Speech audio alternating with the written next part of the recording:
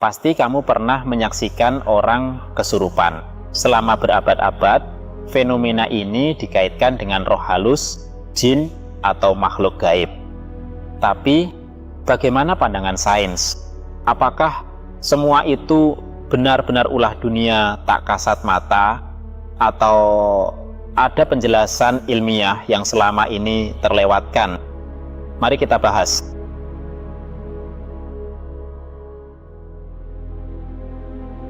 Ini penjelasan sains. Selama ini banyak yang percaya bahwa kesurupan adalah tanda kerasukan makhluk halus. Namun, para ilmuwan melihat dari sudut yang berbeda. Dalam psikiatri, kondisi ini masuk dalam kategori trance disorder atau gangguan kesurupan yang diakui dalam pedoman penggolongan diagnosis gangguan jiwa. Penelitian menunjukkan bahwa saat seseorang kesurupan, otaknya berada dalam keadaan disosiatif, yaitu kondisi di mana kesadaran, ingatan, dan identitas terpecah sementara. Ini bukan karena roh masuk, melainkan respons otak terhadap tekanan psikologis yang ekstrim, seperti trauma, kecemasan, atau konflik batin. Bahkan dalam budaya tertentu, kesurupan menjadi jalan keluar yang diterima secara sosial untuk meluapkan emosi terpendam. Jadi, sains tidak menolak pengalaman subjektif penderitanya, tetapi menjelaskannya sebagai fenomena alamiah dari pikiran, bukan ulah gaib. Bagaimana pendapatmu? Komen di bawah.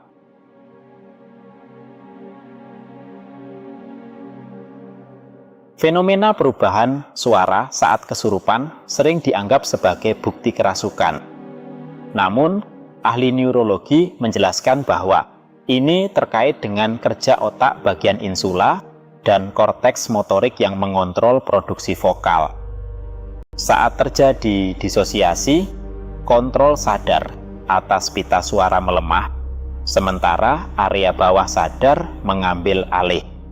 Ini memungkinkan munculnya nada, intonasi, bahkan aksen yang tidak biasa, yang sebenarnya pernah terekam dalam memori bawah sadar orang tersebut, entah dari film, orang lain, atau pengalaman masa lalu. Selain itu, perubahan suara juga bisa menjadi bentuk ekspresi emosi yang tertekan, seperti kemarahan atau ketakutan yang dipinjamkan ke karakter yang diperankan dalam kondisi trance ya. Jadi, suara berbeda bukanlah suara makhluk lain, melainkan bagian dari diri sendiri yang selama ini tersembunyi. Menarik juga ya, bagaimana pendapatmu?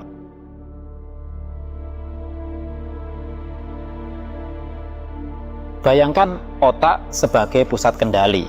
Saat kesurupan, terjadi penurunan aktivitas di prefrontal cortex, bagian yang bertanggung jawab atas logika dan kesadaran diri. Sebaliknya, sistem limbik yang mengatur emosi dan amigdala, pusat ketakutan, menjadi sangat aktif. Inilah sebabnya penderita sering menangis, tertawa, atau berteriak tanpa kendali. Gelombang otak juga berubah dari beta atau sadar ke alfa atau theta, yaitu relaksasi, dalam hingga hipnosis. Kondisi ini mirip dengan meditasi dalam atau hipnosis, di mana sugesti dan ekspektasi budaya sangat berpengaruh. Jadi, kesurupan bukanlah kerusakan otak, melainkan perubahan sementara dalam pola aktivitas saraf yang dipicu oleh stres, ritual, atau lingkungan kolektif. Semua ini dapat diukur dengan EEG, dan tidak ada bukti adanya entitas asing yang mengendalikan. Unik juga ya cara kerja otak kita.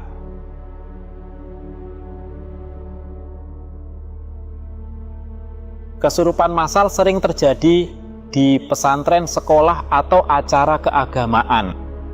Bagaimana sains menjelaskan puluhan orang tiba-tiba kesurupan serentak.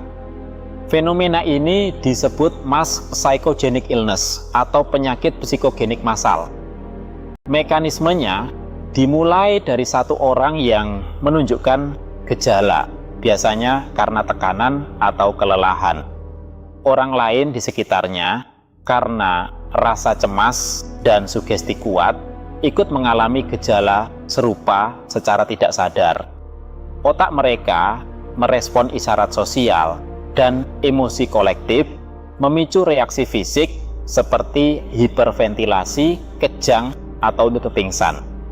Penelitian menunjukkan bahwa semakin tinggi kepadatan kelompok dan semakin kuat keyakinan bersama tentang kerasukan, semakin mudah fenomena ini menular.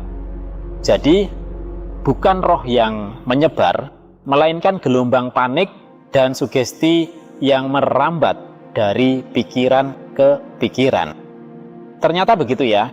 Bagaimana pendapatmu?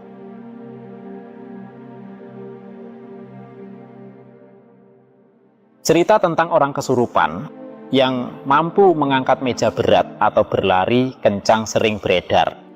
Apakah itu nyata?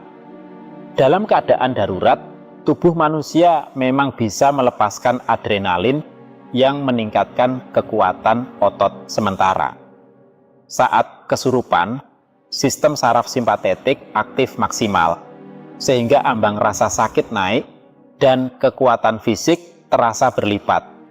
Namun, batas fisiologis tetap ada. Tendon dan otot bisa robek jika dipaksa terlalu jauh. Selain itu, banyak kesaksian tentang kekuatan super ternyata hasil sugesti atau persepsi keliru. Misalnya, orang yang tampak kebal terhadap pukulan sebenarnya bisa terjadi karena relaksasi otot yang ekstrim. Ilmu olahraga menyebut ini hysterical strength, tapi tetap dalam ranah kemampuan manusia, bukan kekuatan gaib. Jadi, tidak ada bukti ilmiah bahwa kesurupan memberikan kuasa di luar kodrat biologis. Bagaimana menurutmu? Mari berdiskusi di kolom bawah.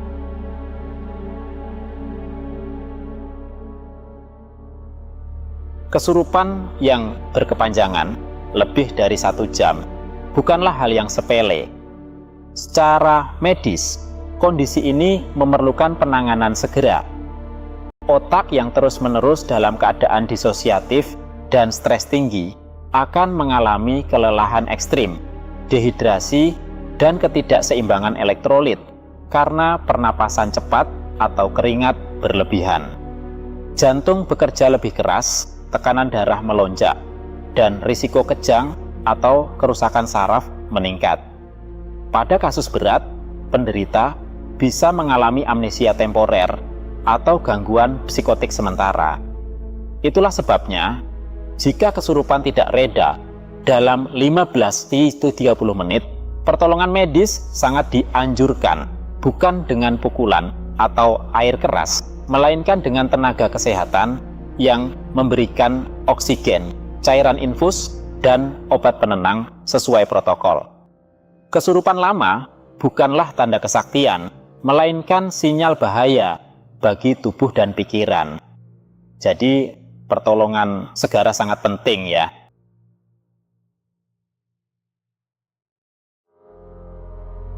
Fenomena kesurupan massal di sekolah kerap membuat panik orang tua dan guru. Mengapa anak-anak dan remaja lebih rentan? Jawabannya ada pada dinamika kelompok remaja yang sangat peka terhadap tekanan akademik, konflik pertemanan, dan masa pubertas. Lingkungan sekolah yang homogen dan penuh sugesti, misalnya saat ada cerita hantu atau ritual tertentu, menjadi pemicu. Saat satu siswa pingsan atau berteriak, otak siswa lain yang sudah cemas akan mengimitasi gejala tersebut melalui mekanisme mirror neuron dan kontagion emosional. Penelitian dari Universitas Harvard menyebut bahwa semakin kuat ikatan kelompok dan semakin otoriter suasana, semakin cepat penularan terjadi. Solusinya bukan dengan mengusir jin, melainkan dengan menenangkan suasana, memberikan edukasi psikologi, dan mengurangi beban stres kolektif. Pencegahan terbaik adalah komunikasi terbuka dan dukungan emosional yang sehat. Jadi seperti itu ya, cara tepatnya. Kita telah menelusuri 7 sudut pandang ilmiah tentang kesurupan. Dari aktivitas otak, perubahan suara, kekuatan fisik, hingga fenomena massal yang menakutkan, semuanya memiliki akar pada mekanisme biologis, psikologis, dan sosial, bukan pada dunia gaib. Sains tidak bermaksud merendahkan keyakinan, tetapi mengajak kita untuk berpikir jernih dan bertindak rasional, terutama saat menghadapi kondisi darurat. Sampai jumpa di kesempatan berikutnya, dan tetap gunakan akal sehat. Terima kasih.